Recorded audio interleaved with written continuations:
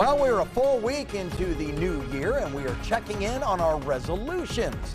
If you've set New Year's goals for yourself, you are now 1 week in already. However, the famous Quitter's Day is this Friday. So how can you stick to your resolutions and until they become normal? So joining me now is Dr. Fadi Tayim, the director of the Brain Mapping Center at Premier Health. Thanks so much for joining us, Doctor. First of all, what are some strategies that people can implement to help build habits that actually stick to those resolutions?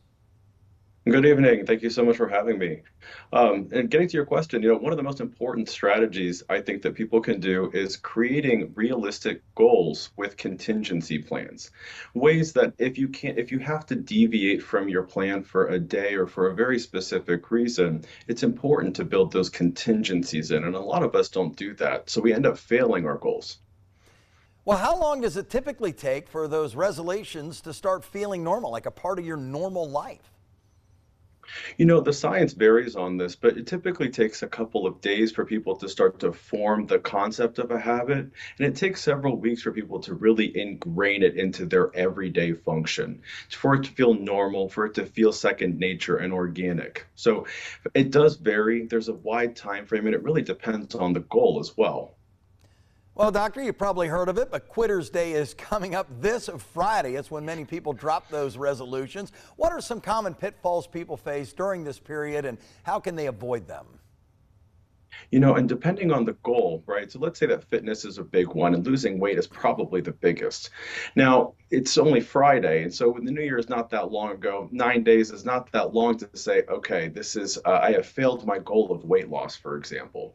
Some goals take a lot of time to mature and they take time to nurture as well. So I would encourage people, instead of falling on Friday to as a fail day, to really take a look and use that day as a rework day in case if they are failing their goals.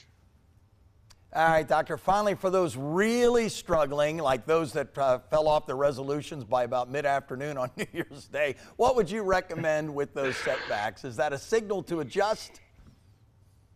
Absolutely. And not all goals are going to be achievable right away. Some goals take time to manifest, to work through, especially if it's things like weight loss or nutrition or hell, even becoming a better friend, right? These things take time, and you have to have a good contingency plan and a good feedback system, lots of accountability, and a lot of support if you can. Dr. Tam, I'll ask you, did you have any resolutions this year, and are they healthy to even make? I did, and mine is to be a better and more available friend. My job can be very demanding, and I feel like I'm trying really hard to work towards that goal. Well, you're on the show.